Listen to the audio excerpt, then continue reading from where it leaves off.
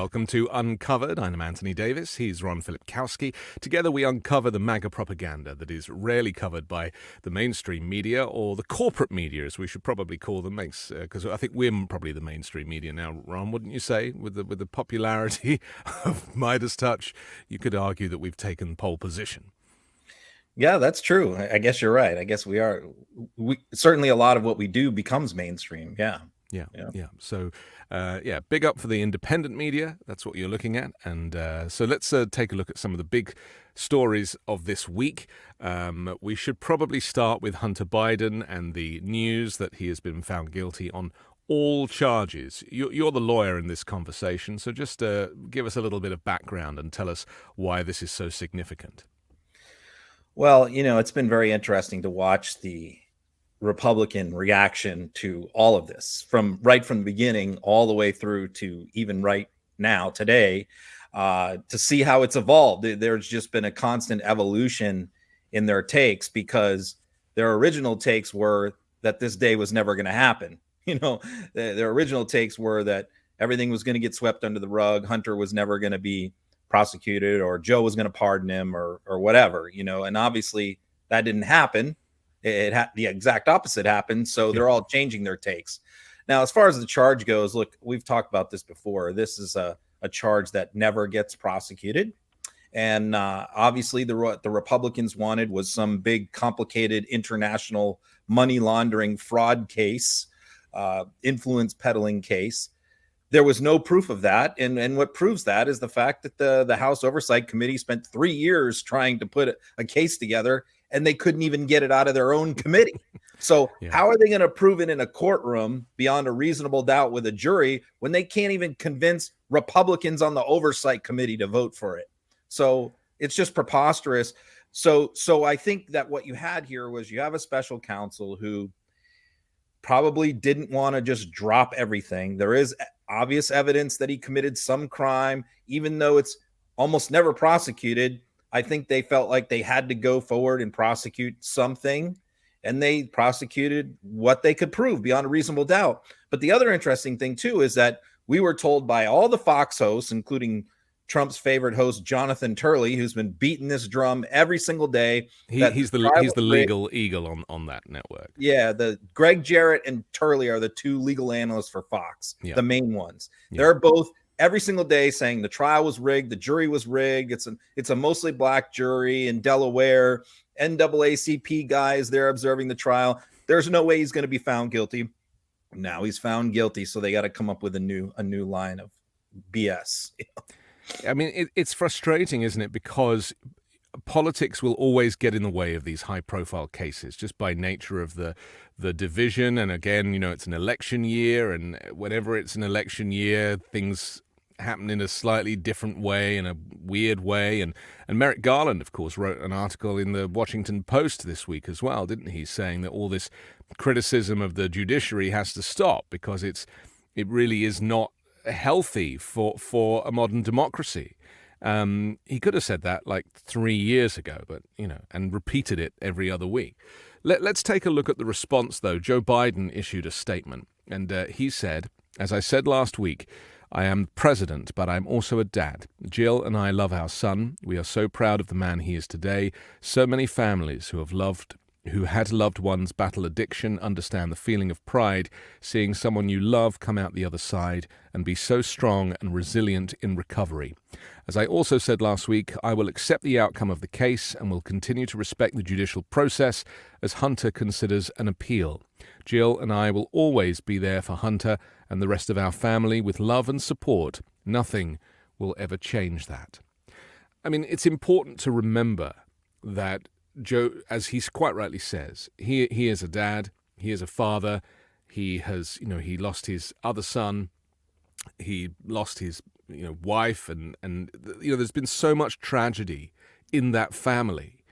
And so for his last remaining son, who fell foul of addiction, it's probably a very bitter pill to swallow for Joe Biden, because, as you said, these types of crimes are not normally tried in this way. And secondly, if his son goes to prison, then he's lost his other son. And, Joe Biden is not young. I mean, if Hunter got 3-4 years in prison, there's no telling whether they'll ever be together again. We just don't know. So yeah, it's and he also has to I'm sure he has it in his mind also that if he didn't run for president in 2020, yes, and wasn't running again, that this probably would have never happened, which is also true. So, but Hunt, it's not like Hunter didn't do anything wrong. I mean, he did commit the crimes, but the reality is lots of people do a lot of stuff in America that are never prosecuted or arrested because of, we just don't, go after certain things. And this is an historical crime. This is a crime that occurred years ago that they were able to piece together based on videos and emails and things like that on it from his laptop. And so it's something that, there's just no way that any law enforcement agency or prosecutor would grab someone's old laptop and see them doing drugs and buying a gun 3 years ago and put a case together based on that. The only time you're ever going to put a case together for this kind of a charge is if you catch somebody in the act. They're walking into a gun shop loaded out of their mind, but not a historical case where something happened 3 years before and now you're prosecuting. No. And then the other issue, which of course we must mention, is that of addiction, and of it being an illness and being something that if you are an addict, you're a lifelong addict, whether you are in recovery or otherwise.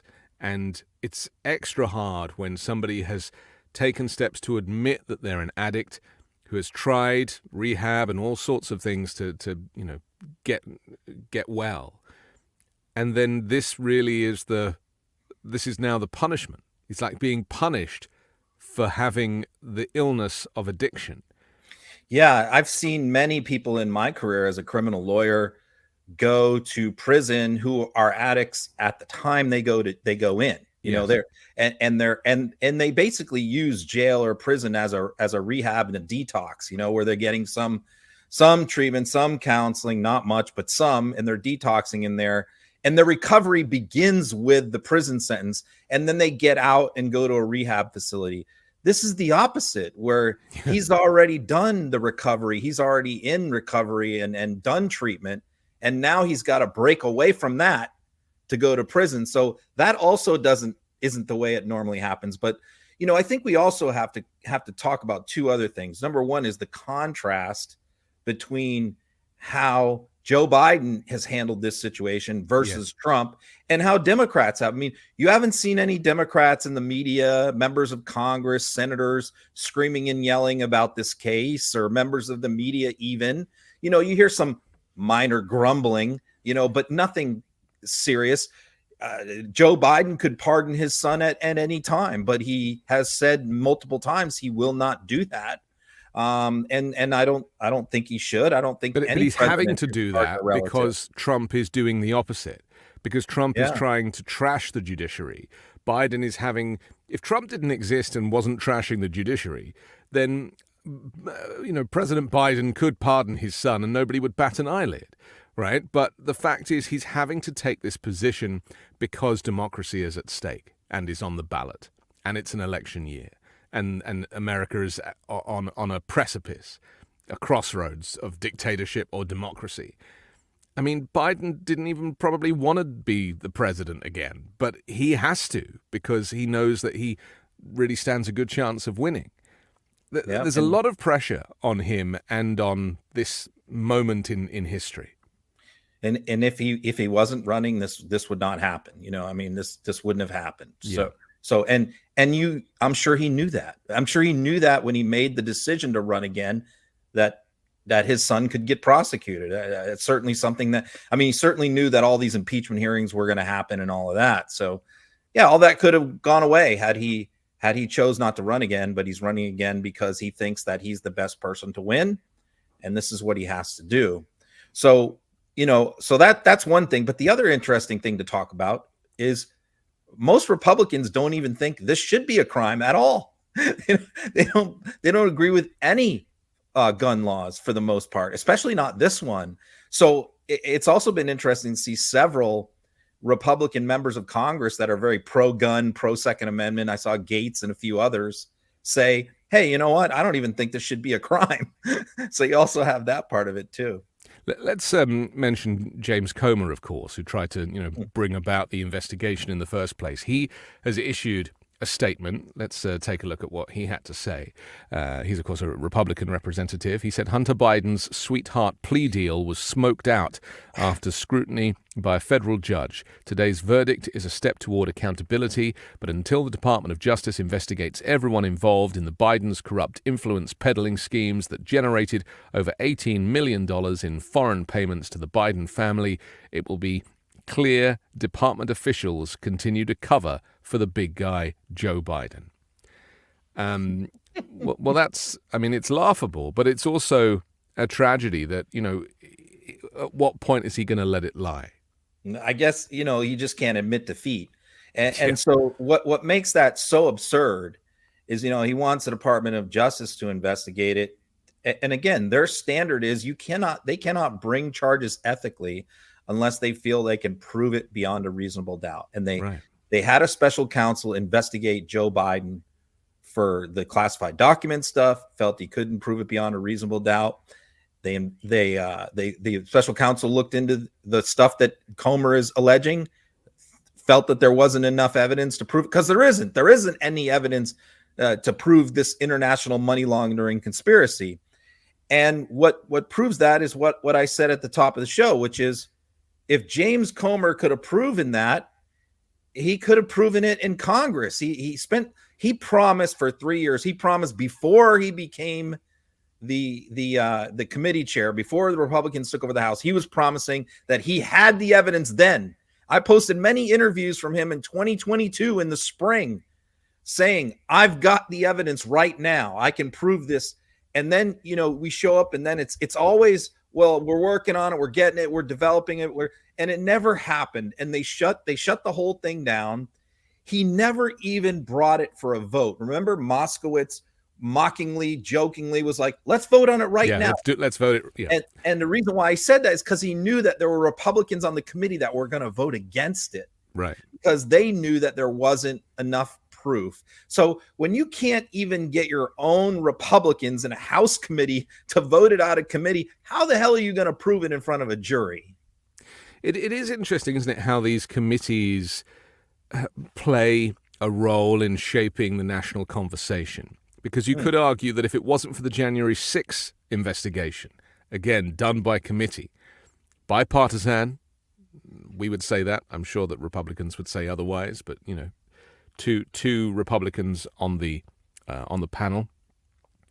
If it wasn't for that investigation, then we might not have Jack Smith as a special counsel investigating January 6th in the way that we have now. Yeah, and keep in mind, there were 3 others that Nancy Pelosi invited, vetoed, and that McCarthy nominated 5. Yeah. Pelosi said 3 of the 5 can come on with Kinzinger and Cheney. You can have 5. And Kevin McCarthy threw a temper tantrum because they wouldn't let Jim Jordan and Jim Banks on there because they were involved in the investigation. That's right. I was going to say they were insurrectionists. Yeah, so they could have had 5 on there, but McCarthy, with a colossally stupid move, pulled all of his people off, and that gave basically the Democrats plus Kinzinger and Cheney free reign. Yeah. But you're right. These committee assignments are incredibly important.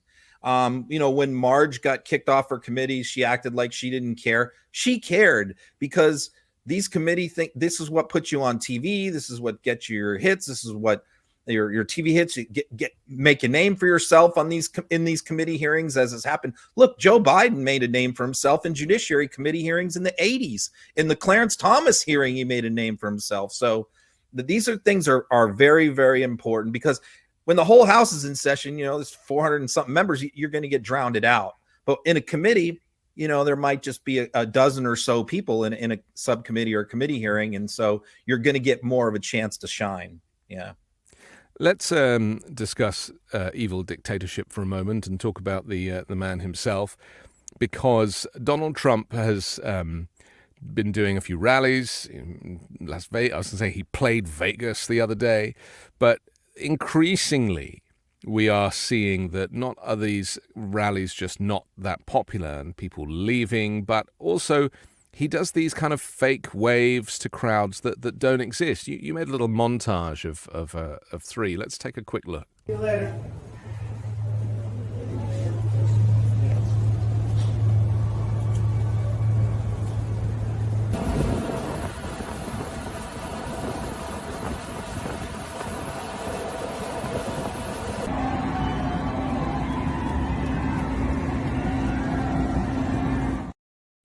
Yeah, I mean, you've described before about how organized these appearances are and how they make sure that they have people in the audience or people in the Chick-fil-A or wherever they happen to be that are plants. In fact, there was another one the other day that you exposed, who again just turned out to be somebody who worked for the RNC or something.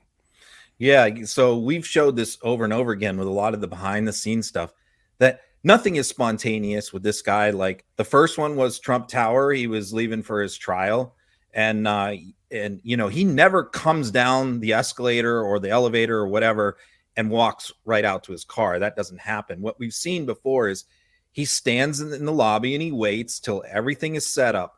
And it's not just for Secret Service. This is for his hype machine. And sometimes they'll station at least 10 or 15 people out there, probably housekeepers and servers from his hotel or his building, to stand out there and cheer him so he can pretend he has a crowd. In that particular case, they didn't have anybody out. There's nobody out there. But you see how he sets up, he stages, same thing with the NASCAR thing.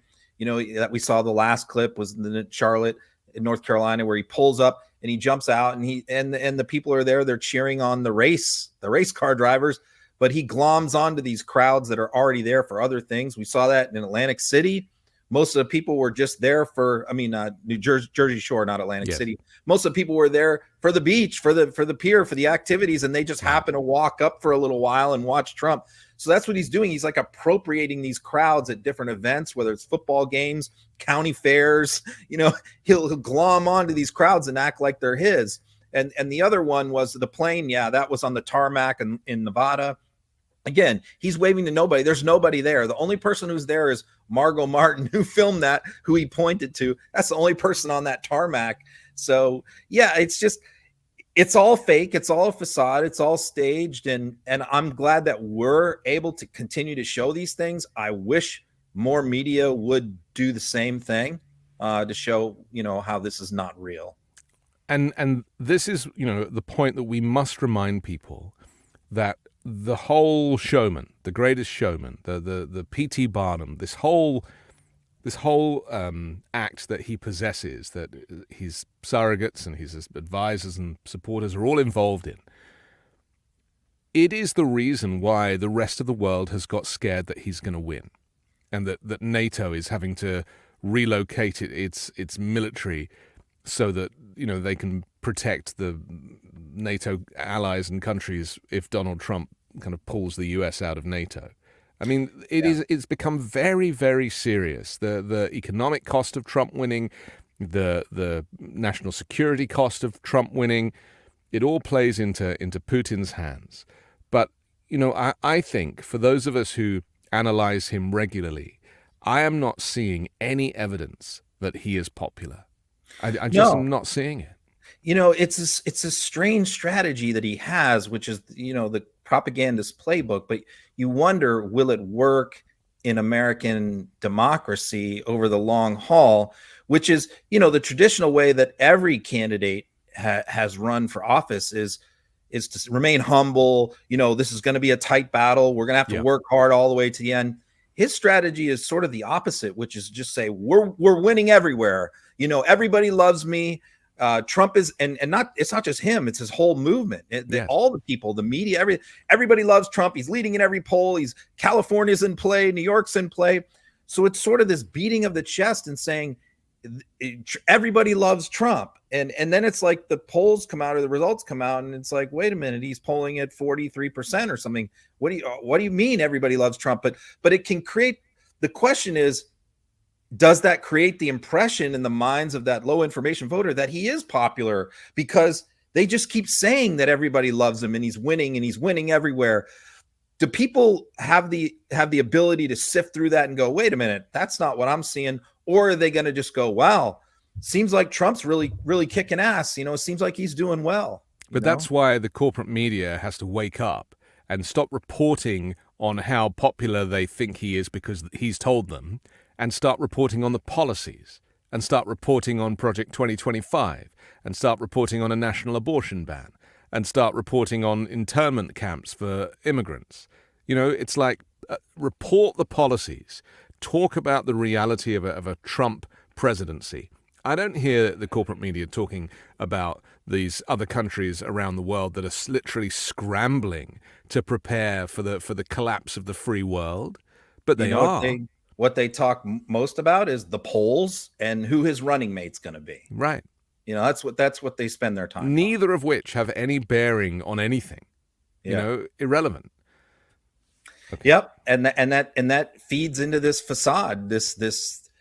But that's exactly why what we're trying to do at Midas is to show that this is not real, that this is fake, that we show the people walking out of the rallies, we show him waving to fake events, we show him showing up at these other events where the crowds are there. We also show how a lot of the people there are operatives or frequent flyers who are there at every rally. Well, he said it in Vegas the other day. He starts pointing at people in the front row and he's going, I recognize you and you're always here and this one's all... And I was thinking, you're saying this, you're saying like the quiet stuff out loud again.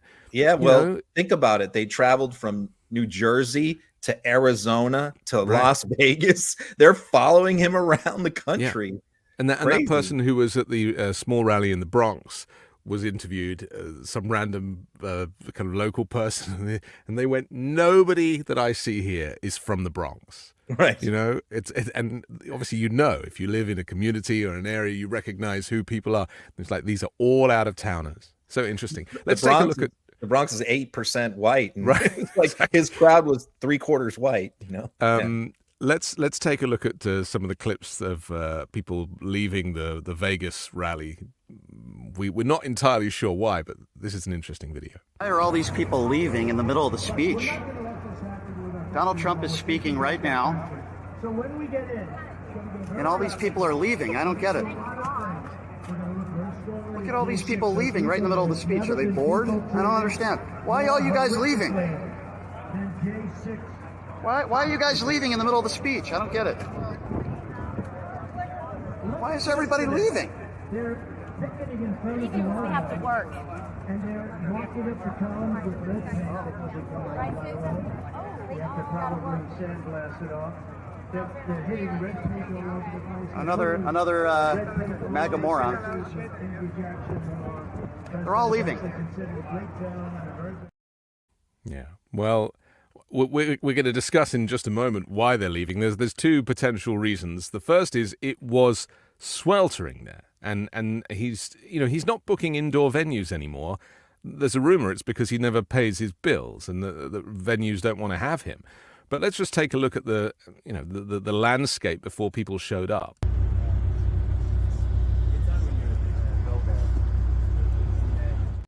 Nice. You'd be there for 3 hours in 100-degree heat. And he referenced it a few times from the stage.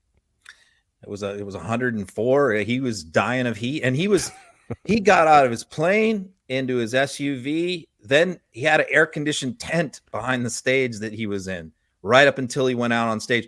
Meanwhile, those people have to get there many hours before the rally because they have to go through the magnetometers with Secret Service, and that takes a long time. So those people wait in line for hours.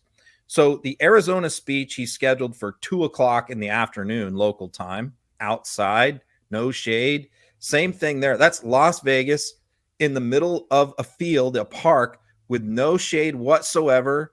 You see the metal chairs out there like that. And it was at noon local time, noon. And Trump's always late, which he was. He showed up at 1:00. So his speech was from 1 to 3. So those people have already been out there like 4 or 5 hours. And then they got to listen to him drone on with the same gobbledygook nonsense that he gives every speech for 2 more hours. And they're not going to do it. They leave. So a lot of those people, I don't think that they're really especially all that fired up to see Trump to begin with. His speech is boring. And then what you said, he doesn't want to pay for indoor venues. That's why I laughed when his people kept saying he was going to do a rally at Madison Square Garden in New York. I just laughed. I'm like, there's no way that he would ever pay for Madison Square Garden. Plus, the other problem is with the indoor venues, you know what the exact capacity of the arenas are. So you can prove he's lying about his crowd size. That's right. It's easier for the media to kind of add it all up. Yeah. So he doesn't want that. If you hold him in fields, you can lie and Photoshop and all that. You can't really do that in an indoor venue. Or show a picture of a Rod Stewart concert, which is always useful. Let's take a look at him talking about the heat and just experience him schwitzing. We don't have enough time. And now, by the way, it's 110, but it doesn't feel it to me, right? So we'll stay out here for a little while. If anybody gets tired, you'll let me know. And if anybody goes down, if you start going down, we have people, they'll pick you up right away. They'll throw water. You know, they were so worried. Everybody was so worried yesterday about you. And they never mentioned me. I'm up here sweating like a dog. Secret Service said, we have to make sure everyone's safe. I said, what about me? Oh, we never thought of it. They don't think about me. I'm working my ass off. I'm working hard. Yeah, well, that's how he sees it, right? That it's just an act, and he's, putting on. It's like him doing stand-up or something, right? That's all he really cares about. But he said a few things during this rally. I don't know if it was the heat getting to him and causing even more confusion. But, he said a few things that the media have picked up on, where, he talks about the fact that he doesn't really care about these people and that he just wants their vote. I mean, stuff like that is actually very dangerous when he starts to kind of tell the truth, that there's a very good chance that the people in the crowd will turn on him. The other funny thing is he always, and him and his supporters always say, oh, he's only joking when he says that. Yeah. He's not joking. I mean, he might say it in a halfway joking tone, but he means every word of that, what he just said. Right. Well, he can't lie. I mean, that's part of his problem, isn't it? That he can't lie. It's why he kept admitting the crime outside the courtroom the other week. Yeah, he wants, because he's a whiner and a crier, and that's what he wants to do. He wants to whine and cry about his own grievances and gripes, because that's what he does all day, every day. And this is one of his gripes. But of course, it never occurs to him to think about the fact that those people have been out there for 3, 4, 5, 6 hours before he ever sets foot on that stage. So that's the part that he's not factoring in, because he's oblivious to what anyone else around him is going through. He can't ever empathize or think about someone else's experience. It's not how his brain is wired. Well, he probably presumes they all arrived on their own 757 and then got an air-conditioned SUV to the venue. I mean, right. He lacks any empathy, and obviously this is to do with his childhood, his narcissistic personality disorder, but it's just who he is. I mean, he really is the worst candidate for public office that you could ever put in front of us. So I mean, and then they have to leave, get out of the parking lot. It's literally like a whole day thing. It's a whole day, yeah. And you never, ever, ever hear him at a rally say, listen, I really appreciate all you people being out here waiting for me all day early, what you have to go through. It's hot. You never hear him say that ever at any rally. And he got very angry about the teleprompter not working, and he didn't like the mic which was working, but he obviously couldn't hear it. So he was getting annoyed about that and started complaining about it. And then he said that thing that, I'm not going to pay for the people doing the teleprompter because, why should I pay contractors who don't deliver? And again, that was another kind of window on his world, of his attitude towards these types of things. But then he really started to, once the teleprompter kind of failed on him, he then ran out of things to say. He then started defaulting to just the garbage, like stand-up routines that he kind of goes into. And this one about the sharks is really kind of, people have picked up on this, the idea that there's a boat and a battery, a big battery, an electric boat, and he can't get his head around electric vehicles or electric boats or anything. He just doesn't understand how a battery can be safe. Does he know that they've been in aeroplanes for decades and there's a big one in his 757? But anyway, that's not the point. The point is that he thinks that he's worked it out. And he kind of references that, he has a relationship with MIT, which is also completely untrue. And let's take a look at this. It's right. It's not for the faint-hearted. And it must be because of MIT, my relationship to MIT. Very smart. He goes, I say, what would happen if the boat sank from its weight and you're in the boat and you have this tremendously powerful battery and the battery's now underwater and there's a shark that's approximately 10 yards over there. By the way, a lot of shark attacks lately. Do you notice that? A lot of shark. I watched some guys justifying it today. Well, they weren't really that angry. They bit off the young lady's leg because of the fact that they were not hungry, but they misunderstood who she was. These people are crazy. He said there's no problem with sharks. They just didn't really understand a young woman swimming now really got decimated, and other people too. A lot of shark attacks. So I said, so there's a shark 10 yards away from the boat, 10 yards, or here. Do I get electrocuted? If the boat is sinking, water goes over the battery, the boat is sinking. Do I stay on top of the boat and get electrocuted? Or do I jump over by the shark and not get electrocuted? Because I will tell you, he didn't know the answer. He said, you know, nobody's ever asked me that question. I said, I think it's a good question. I think there's a lot of electric current coming through that water. But you know what I'd do if there was a shark or you get electrocuted? I'll take electrocution every single time. I'm not getting near the shark. So we're going to end that. We're going to end it for boats. We're going to end it for trucks. The truck. What There you go. actual frick is he talking about, Ron? I mean, who You know is what's this funny guy? is to watch the faces of the people The people behind him. behind, yeah. Especially the guy in the white shirt. I think he's got an Alabama hat on. His face is just like, what the hell is he talking about? Yeah, he was literally mail-in voting for Joe Biden as we speak. You know, the frequent flyers that are, 20% of his rally crowds that go to all these, they've heard different versions of this story hundreds of times. So you just wonder what they think too, because it always changes a little bit.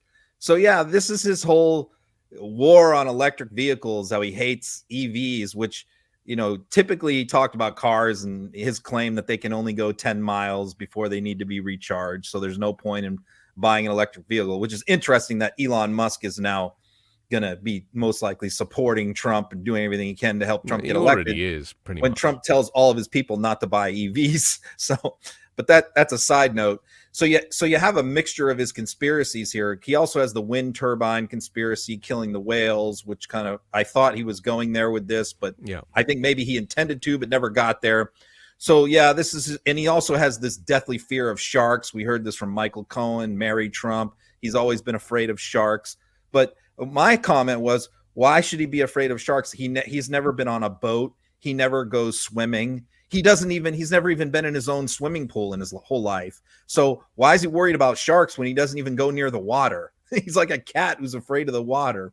Well, he just doesn't want to get his boobs out. That's the reason. That's it. I mean, Right. that's really it. It's also why he wore the jacket, even though it was 100 and something degrees, is because he'll have those big kind of with just a shirt. Yeah, you have the kind of breast sweat circles. He has that Right. gigantic jacket that's not tailored, covering everything up, and he won't take it off even if it's 105 degrees. So yeah, I mean, it's just these stories.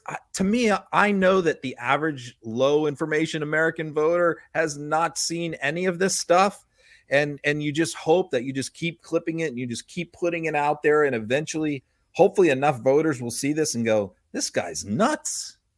Let me show a couple more final clips of him and the way he kind of handled things at this rally. Here's one him talking about psychos and suckers and losers. Let's take a look. They make up stories, disinformation, a story like that. Think of it from a practical standpoint. I'm standing there with generals and military people in a cemetery, and I look at them, I say, these people are suckers and losers. Now, think of it. Unless you're a psycho or a crazy person or a very stupid person, who would say that anyway? But who would say it to military people with military? Because as president of the United States, I would say if I made that statement, if I have generals here, I would imagine that most of them would end up in a major fist fight with the president, okay? And you know what? I would have said it was okay in that one instance. They made up a story. They just, out of thin air, just like a lot of the fake stories are made up by these people, because they're among the most dishonest people in the country, the fake news. They're dishonest people. The projection there, Ron, of course, he definitely said that stuff about veterans. We had it confirmed. Was it John Kelly, the former chief of staff, military man? I think James Mattis might have mentioned something about this as well. So what's he doing here? He's trying to rewrite history. Yeah, multiple generals have said this. It was confirmed on the record by John Kelly. It was in the Atlantic. They talked to CNN. It was more than one person. Yeah. We've heard him do this on video, on tape with John McCain, saying he doesn't respect people who are prisoners of war who got captured. He's made these comments publicly on tape. So, and what he says there is like, oh, they would have gotten in a fist fight. No, this is what he doesn't understand. These people are trained their whole life to respect authority. There were, when I was a Marine, there were people above me that I violently disagreed with and despised, but you can't say anything. You have to keep your mouth shut and bite your tongue. You can't lash out or say anything. So there is also a code among generals that you stay out of politics. You don't get involved in politics. You don't take sides. So for these generals to take the extraordinary step of talking to the press about this issue, which is extremely rare, is them going way out on the limb, which meant they were so upset and so pissed off about his comments to them in private that they felt compelled that they had to come forward. Now, knowing that he denies this, and I've said this many times, John Kelly simply must go one step further. I know he does not want to do this because of what I just said, the military tradition of staying out of politics, but he stepped out of his military role by serving as Trump's chief of staff. That took him into the political realm, and he has an obligation to the American people, especially now that Trump is calling him a liar, which he's doing right there, to go on camera and tell people, because that can then be used in campaign ads. Whereas, him supposedly saying it to a CNN reporter, people aren't going to believe that. No. It's so interesting, isn't it, about this separation? And I'm very pleased that you explained why you think that John Kelly's keeping his silence. And we had that moment with Rex Tillerson as well, when he kind of said that Trump was a moron, and then it was denied, and then eventually he kind of admitted it in a book or something. I mean, ultimately, if you get a sense that something is going down in the Trump camp that sounds like Trump said it, he probably said it, because you don't need to make stuff up about this guy. He puts his foot in it enough on his own without needing extra help. His other argument as to why this isn't true, he said, only a psycho crazy person would say something like that. Projection. Yeah, exactly. Yeah. That's our point. Okay, listen, we have to take a break in a sec. I just want to do one final clip from the rally, though, where he talks about, this is, again, he's like, trying to bribe the crowd to vote for him. So desperate now about announcing no taxes on tips. Let's take a look. Because when I get to office, we are going to not charge taxes on tips, people making tips. Just explain his theory here. That one caused me to fall out of my chair because, that was, to me, that was the biggest line of the speech, the most important line, because, well, first of all, Trump has been running almost 2 years now. He's put out so many policy videos crafted by his people where he doesn't understand any of them. He just reads them. This is not in any of those. So he never brought this up as a candidate in 16 or 20. He never brought it up as president. He never proposed this. He proposed a lot of things, build the wall, do all this other infrastructure, healthcare. He talked about tax cuts. He never talked about not taxing tips until the day he gets to Nevada, 5 months before the presidential election, where he starts out his speech saying, if we win Nevada, we win the whole thing. That's how he started his speech, by saying, and he's probably right. If he flips Nevada, it's going to be extremely difficult for Joe Biden to win at that point, especially if he flips Nevada and Georgia. So he's right about that. So what does he do? Knowing that a huge percentage of people that work in Nevada are in the service industry, a higher percentage than I think any other state. And so many of these employees are tipped employees. He makes this promise like, you're not going to, all of a sudden, you're not going to have to pay any taxes anymore. So he's promised to balance the budget and give tax cuts to everybody, including billionaires. And now everybody, all tipped employees will pay zero in taxes. Well, we know this is never going to happen. It will never pass the House or the Senate. It's never going to happen. He probably won't even propose it, but it's a straight pander. You hope people can see through it and realize that this is just a desperate person who's willing to promise anybody anything. But, I'm sure it will have some impact. I'm sure there's some servers in Las Vegas who go, I'm going to vote for Trump because I don't have to pay taxes if he wins. I mean, that's the saddest part of this whole campaign, is that when you are resorting to outright lies just to get elected, because obviously the whole point of electioneering is that you make your policy promises, and then when you get into office, you try to keep them. So you try not to promise anything that you can't really keep. And, this is, as you described, this is something that it's so far-fetched, especially for somebody who is, a capitalist like Donald Trump, who cares nothing for people that do, regular work, like working in the hospitality industry. And can we talk about how unfair this is? Yeah. Why is it tipped employees are not going to have to pay taxes? So in other words, like somebody who's a server at Le Cirque who might make $150,000 a year in tips will have to pay no tax, in some of the most exclusive restaurants in Vegas, and there are many, will pay zero taxes. But the cooks, the dishwashers, the landscapers, the host up front, they all have to pay full taxes, but the servers don't. How does that make any sense, where you're singling out one particular sector of an industry and saying, you guys don't have to pay taxes, but all the other employees in this business do? That makes no sense. Well, because he didn't put any thought into it. I mean, this is, he's just been told to say this because it'll play well in Nevada. That's where we're at now. That's just the sorry state of affairs leading into this election. And that's why we need a free press who ask the right questions and expose that type of stuff. And again, I haven't really heard much about that at all. Okay, we've got to take a quick break. I want to come back, though, talk about Michael Flynn and his Reawaken America tour. We've got Rudy Giuliani and his latest mugshot and all that to come here on Uncovered. Lumen is the world's first handheld metabolic coach. It's a device that measures your metabolism through your breath. And on the app, it lets you know if you're burning fat or carbs and gives you a tailored guidance to improve your nutrition, workouts, sleep, and even stress management.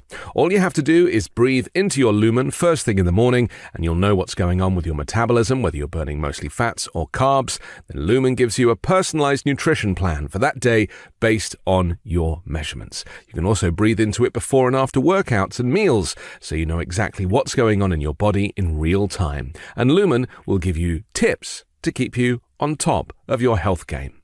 Your metabolism is your body's engine. It's how your body turns the food you eat into the fuel that keeps you going. So, if you want to take the next step in improving your health, go to lumen.me/uncovered to get 15% off your Lumen. That's lumen.me/uncovered for 15% off your purchase. Thank you, Lumen, for sponsoring this episode. Have you heard about senolytics yet?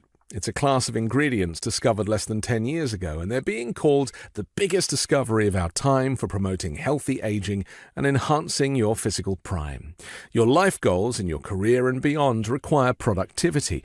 But let's be honest, the aging process is not our friend when it comes to endless energy and productivity, and that's why I use Qualia Senolytic.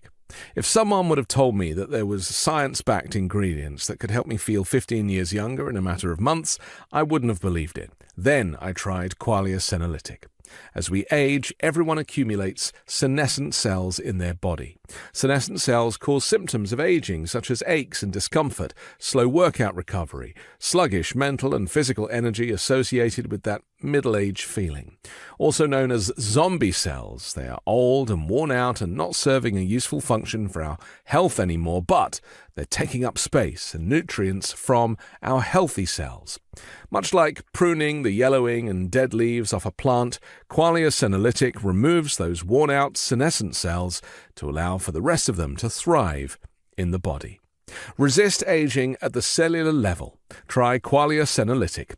Go to neurohacker.com/uncovered for up to $100 off and use code UNCOVERED at checkout for an additional 15% off.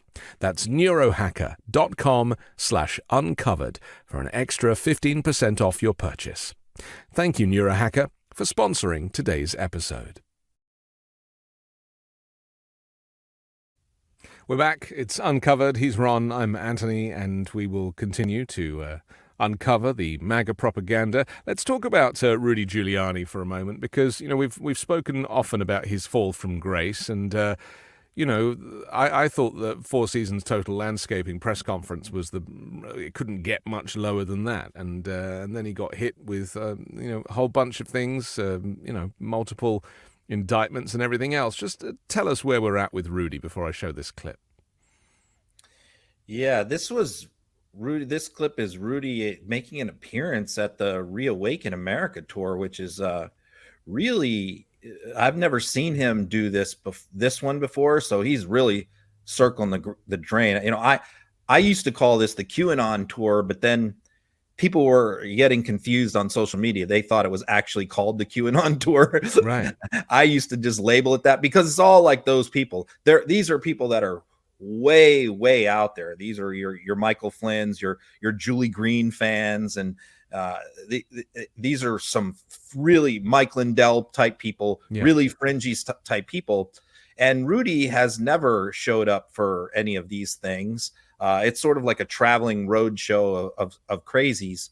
And here he is. He popped up. So obviously he took a check, because they do pay all their speakers. Well, I was going to say, he is broke now, right? He's broke. He'll take anything, selling coffee.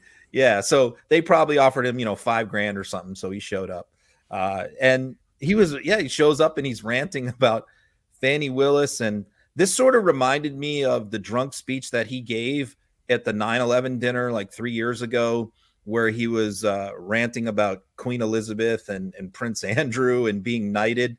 This was pretty similar, except this was probably even worse. Let's take a look. Then I've got two prosecutors, Fanny the hoe.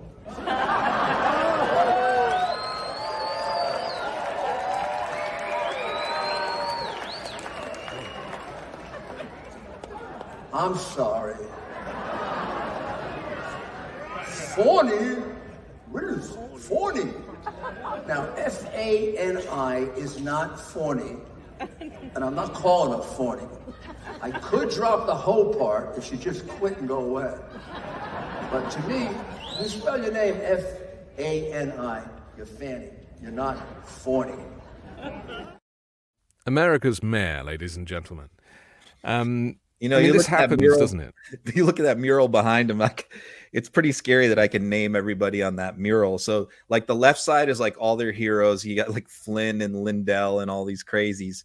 And on the right is like the World Economic Forum guys who like most average person would not know any of those people. Maybe they might know Gates, who's up there, Bill Gates, but the other people are like Klaus Schwab and Noel Harari. These are like people that the conspiracy theorists have turned into the devil, but the average person doesn't even know them. So it's just weird to have that mural behind of those people and Rudy up there calling the district attorney of Atlanta a hoe. That's where we're at with this movement. I mean, I kind of feel like these people who have fallen foul of corruption, they get very rich, and those original reasons for going into public office, they kind of disappear once they get once the money train starts. Then suddenly their focus shifts. And I believe that hopefully people that do go into public office start out doing it for the right reasons. But you shouldn't get rich in public office. It just shouldn't happen. It doesn't happen in the country that I'm from. And yet here, America is big business. You get famous, you can then sell products, and before you know it, he's got his coffee brand now. But he is And also when he said how much money he needed, when they were doing the disclosure, and he said, was it that he needed something like, it was a crazy amount of money that he needed every month. I can't remember what it was, but it was like 400,000 a month or something that he needed just to like pay his bills, Maintain his lifestyle. And I was thinking, like, what planet is this guy on? And so this is why he then has to gravitate further and further to the right, and then to the extreme, and then to the fringe, because it's the only audience that will have him. And I don't know what the laws are in Europe. You can tell us, but the U.S. has a history of being very generous to debtors. And a lot of people have been very frustrated by, you get these huge judgments against people like Alex Jones or Rudy, and years later they're still have all their stuff, and how come they're not penniless? Because our bankruptcy laws, which are very hundreds of years old, were always to push back against debtors' prisons, which were in England, where if you had a debt, you could be locked up, and we never wanted to do that. But our laws are so skewed, where we have homestead exemptions, where, for example, in Florida, you could buy, as O.J. Simpson did, a $10 million house to insulate yourself from a judgment. No one could touch the house, can't touch your pension, so you couldn't get O.J. Simpson's NFL pension either.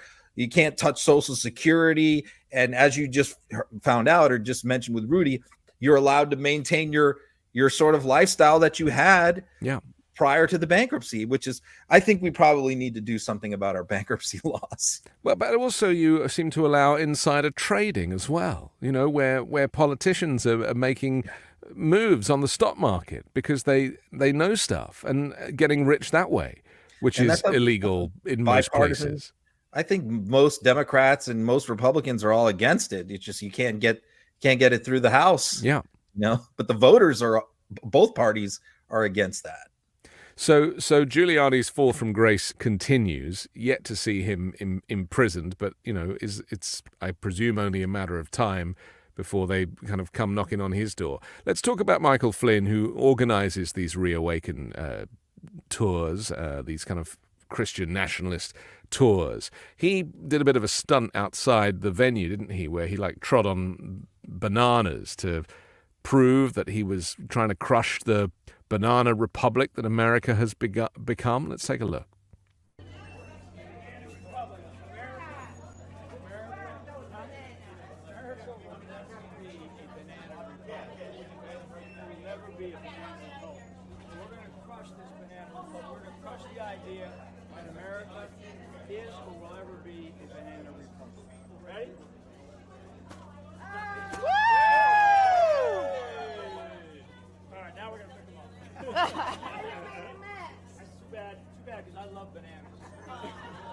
Do you want me to grab those? Fantastic. What a fantastic stunt, Ron. What a huge success that was for the opportunity to get into national media. I would say in 2021, Michael Flynn was my biggest subject. I probably posted more stuff about him than anybody else, including Trump, because I was very, very concerned about Flynn. He really was trying to build this huge national movement. He had a lot of respect, being a former lieutenant general and a former NSA for Trump. And I'm on the right, I'm talking about the respect of the MAGA movement. And I think he really did have an opportunity to build a massive following. Everything was set up for him to do that. He was platformed by a lot of these different organizations and media outlets. But the problem is, he's just too strange. He's too kooky. He's way out there. Even for your mainstream MAGA person who's going to put up with a lot of Trump's weirdness, Flynn is a bridge too far. They'll put up with even Tucker or Alex Jones, but Flynn is just a strange cat. And, the more I was able to demonstrate that all throughout 2021 and 22, not just me, but a few others, but I will say I was the main guy on Flynn. I think he became so thoroughly discredited in that year and a half that his threat, the threat of Michael Flynn, has gone down tremendously from where it was 2 years ago. largely self-inflicted because of all his nutty conspiracies, like that the government was sneaking COVID vaccines into salad dressing. And he came up with just one wild conspiracy that he just lost everyone. Now, he becomes a threat again if Trump wins the presidency, because he's definitely going to be a major part of the Trump administration. He thinks he's going to be either vice president or secretary of defense. But he was national security advisor. But wasn't he Obama's national security advisor? No. Wasn't there any crossover? Because I remember didn't Obama tell Trump to fire him or something like that? He warned him not to. He warned him. That's what it was. He told him, do whatever you do. That, in fact, that was, Trump talks about this all the time. Yeah. He told him, if there's one thing, two things, Obama, main pieces of advice he told him. Be careful of North Korea and don't make Michael Flynn your national security advisor. Yeah, and of course, Trump ignored both of those and ended up sending North Korea an Elton John album on CD. And of course, we shouldn't forget to mention that Michael Flynn twice lied to the FBI about his communications with Russia, and then got a pardon from Donald Trump in the at the end of his presidency, along with Roger Stone. Let's talk about this notion of Christian nationalism and the religious right, the far right, kind of pushing its way into American governance, but also in schools as well. And in Oklahoma, we have the Superintendent Ryan Walters talking about him supporting a bill that allows students to leave school during the day to go to church. Let's take a look at that. We just put in place a new bill, HB 1425. Here's what this bill does. It allows students during the day in high school to go to a church, receive religious or moral study, and get credit for it. We want to encourage our kids to freely express their religious beliefs, and so we're very excited about this piece of legislation. Well, we've now had the Satanists come in and say they're going to offer courses too and get credit for it. So I'm just going to clear this up. No, the Satanists are not coming into our schools. No, Satanism is not a religion. They will not be recognized by our State Department of Education. You are not a religion, Satanist. I know that you guys like lying, and that's a central part of your belief system there. But you will not be participating with our schools. You will not be allowed in our schools, nor will you receive credit. Just so you know, he is the actual school superintendent in Oklahoma. He's in charge of all the schools in Oklahoma. He's not like a troll or some guy off the internet that just got dragged in. He is the actual superintendent. And when he's referring to the devil and demons and all that type of stuff, I presume he's talking about you and I. As he does on a regular basis.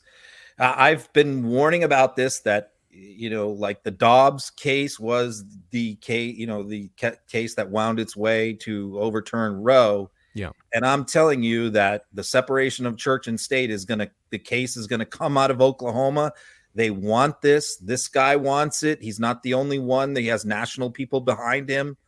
And what he is doing, he's knowingly violating the U.S. Supreme Court, all their case law on separation of church and state. He did that earlier. He did that last year by agreeing to put vouchers, school vouchers, tax, where you could take public tax dollars and use them on Catholic schools, religious schools. That has always been illegal, unconstitutional, where you could have vouchers, but you couldn't take them to religious schools, government tax money. But he broke through that. His own Republican Attorney General of Oklahoma said, this violates the Constitution. This is illegal. He said, we don't care. We know that, but we're going to take this up to the Supreme Court because we think that this old case law, this 60-year-old case law about separation of church and state was wrong, just like with Roe. And we think we're going to get this overturned. And here you have yet another. They're moving the bar even further out by saying not only can students take tax money and give it to private schools, but now even the kids in public schools can leave during the middle of the day, go to a church event, leave school, go to a church event, and still be getting school credit for listening to their pastor at church. And so the problem that you always run into with these things is, okay, well, what is a religion?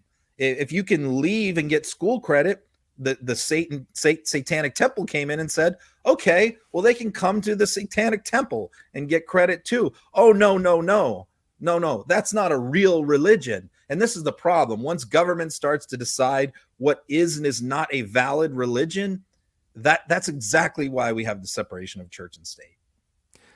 And just on as an aside, if we mention Justice Samuel Alito and his wife and the flags and all of that stuff, and there was this secret recording done by a journalist who kind of got into conversation with Justice Alito's wife, where she basically, talked in quite abhorrent language about this pride flag that she felt that she, had to look at, and how she was going to go after her critics, and statute of limitations being 5 years, and she's got it all worked out. I mean, pretty aggressive, again, far-right Christian nationalist stuff. We thought we'd heard enough out of Ginny Thomas, Clarence Thomas's wife. Now we have another Supreme Court justice who is compromised, and of course, you can blame your wife, can't you? You can, it's something, I mean, I've done it myself. It was her flag. I told her not to put it up there. But the reality is that, these two people are a unit. They are married. They share many of the same views. And Justice Alito was actually recorded himself saying that he didn't think that the left and right would ever be able to come together. So obviously prejudice there about, the tribalism in American politics. When I listened to the tapes that were recorded of them too, I didn't think that the Alito one was especially shocking or remarkable.